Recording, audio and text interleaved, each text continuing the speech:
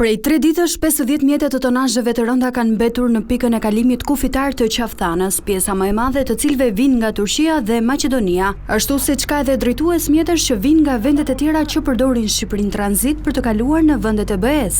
Drejtuesit e mjeteve tregojnë se prej 3 ditësh kanë ndërprerë udhëtimin, pasi ajo se çfarë ka ndodhur në vendin e quajtur Ura e Arave ka detyruar të qëndrojnë në pritje. 3 gündür buradayız.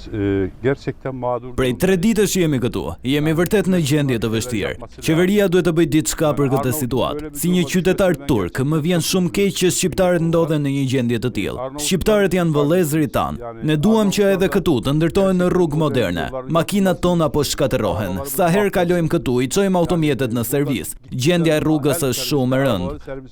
Ekmeğimiz şu anda bitti. Po presim këtu në vështirësi. Jemi në situatë keqe. Flem në kamion. Nuk kemi asnjë vend afër ku të ham diçka, as restorant pranë, as vend ku të blejmë ushqim. Çdo gjë është shpenzim. Vërtet jemi në gjendje shumë të vështirë. Vetëm në pikën e kalimit kufitar të Qafthanës hynë dhe dalin më shumë se 200 mjete të tonazhit të rënd, pjesa më e madhe nga Turqia e Maqedonia, ndërsa në dalje volumin më të madh të eksporteve kanë fermerët e fushës së Myzeqes.